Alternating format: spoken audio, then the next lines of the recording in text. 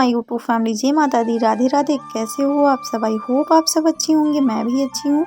लक्ष्मी की दुनिया में आप लोगों का स्वागत है।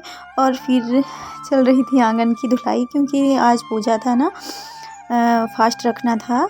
और आज था ना चौथ पूजा, जो होता है सकट बोलते हैं, वही था। तो पूरे घर की मतलब पूरे घर में पोछा सब लग गया था, बस सिर्फ आंगन ही धुलना था।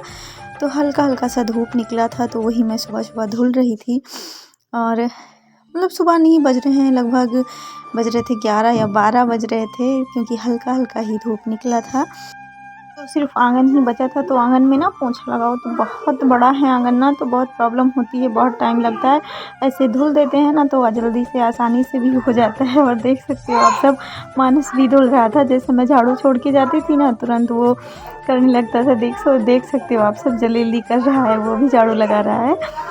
और फिर मैं आंगन धुलने के बाद वाइपर से पूरा खींच दूँगी, क्योंकि पानी ना जल्दी सूख जाए। और फिर चावल मम्मी सब धुल ली थी, तो छत पे लेके नहीं गए थे, क्योंकि ये लोग मतलब पति परमेश्वर जी, देवर जी, ये सब चले गए थे मार्केट। तो कोई घर पे था नहीं, सिर्फ हम और मम्मी थे। तो मम्मी का भी फास्ट था, मेरा भी फास्ट था, तो इसीलिए हम लोग छत पे नहीं लेके गए, आंगन में ही डाल दिए, थोड़ा सूख जाए जो धुला गया था चावल। और फिर मैं गंजी उबलने के लिए रखूँगी। तो मैं गंजी ना यहाँ पहले मिट्टी डाल देते हैं, मतलब बड़े बड़े से उसमें जिसमें उबालना हो उसमें मिट्टी डालो, फिर उसके बाद में ऊपर से गंजी रख दो, फिर ऊपर से उसके पानी रख दो, फिर हो जाता है अच्छे से। तो मैं वो रख दूँगी, बनता रहेगा जब तक, तब तक मैं तिल की तैयारी कर लूँगी। अभी गुड़ भी मतलब फोड़ना है। और फिर मैं खाली कर रही थी तिल, क्योंकि तिल ना खूब अच्छे से सूखा नहीं था, क्योंकि धूप था नहीं ज़्यादा, बहुत आधे एक घंटे के लिए था, तो अच्छे से तिल नहीं सूखा। और इस बार ना पूजा था, शादी थी ना भैया की, तो इसीलिए कुड़वारा बोलते हैं, वो कुड़वारा भी भरना था, तो इसीलिए तिल भी ज़्यादा था और गुड़ भी ज़्यादा है। तो आप लोग ऐसे ब्लॉग में बने रहिएगा।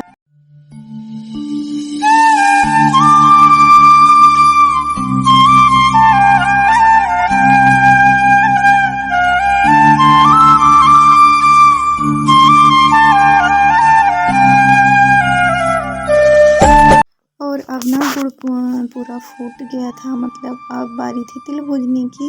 तो तिल भूनने के लिए ना, मतलब जब शादी होता है ना, तो जो कुड़वारा भरा जाता है, तो इसमें ना क्या बोलते हैं, नाम भूल गए, खपरी बोलते हैं। तो इस खपरी में भुना जाता है, और नया चूल्हा बनाया जाता है, उसी नए चूल्हे पे ही भुना जाता है, गैस पे नहीं भुना जाता है। जो नया चूल्हा बनाओ ना, उसी पे भुना जाता है। पहले से सब लोग ऐसा करते थे, तो हम लोग भी वैसे ही करते हैं। तो मम्मी जला रही थी चूल्हा, और मैं साइड में भून रही थी ना, बट धुआं बहुत लग रहा था, देख सकते हो आप सब, बहुत ज़्यादा धुआं था। और मैं भून रही थी। और निर्जला व्रत रखने की वजह से ना सर बहुत दर्द होने लगता है। कभी भी रखो ना निर्जला व्रत, तो सर बहुत दर्द होने लगता है। और कोई प्रॉब्लम हो या ना हो, बट सर ज़रूर दर्द होगा। रहने दो बेटा। और ज़्यादा भुनना भी था और सूखा नहीं था ना, तो इसलिए टाइम भी बहुत ज़्यादा लग रहा था। हम और मम्मी दोनों लोग परेशान हो गए थे, बहुत ज़्यादा भी था और टाइम भी बहुत लगा। और इसीलिए ना थोड़ा जल्दी ही भुनने लगे थे, कि ताकि जल्दी हो जाए। थोड़ा हल्का हल्का दिन ही था, तभी भुनने लगे थे। तो छोटी भी सब्जी उब्जी कट कर रही थी, देख सकते हो आप सब। 2 चूल्हे रखे हैं, और एक जो नया वाला है, इस पे भुना जाता है, तो इसी पे हम भून रहे थे। और फर्श है ना, तो इसीलिए पहले जो मिट्टी का बनाया जाता है, क्या बोलते हैं मुझे याद नहीं है, बट वही बना के फिर उस पे चूल्हा मम्मी बनाई है। और पूरा भुनने के बाद ना मैं लेट गई थी, क्योंकि ना सर बहुत दर्द हो रहा था, तो इसीलिए मैं लेट गई थी। उठ के आई थी, मम्मी जब पूजना था तब बुला लेके आई थी। तो जो पूजना था, जैसे भी सिंदूर, जो मतलब एक आम का पीढ़ा होता है ना, उसी पे गोल टाइप का, जिस पे शादी वादी होता है, वही रहता है, उसी पे पूजा किया जाता है। तो उसी पे हम लोग पूजा किए थे, मम्मी और हम दोनों लोग पूजा किए थे। और फिर मम्मी सुना रही थी कहानी, क्योंकि मम्मी को आता है 2 कहानी, तो वो हमेशा सुनाती हैं। तो वो कहानी सुना रही थी। किन लोगों के यहाँ ये पूजा होता है, वो लोग कमेंट ज़रूर करके बताएं।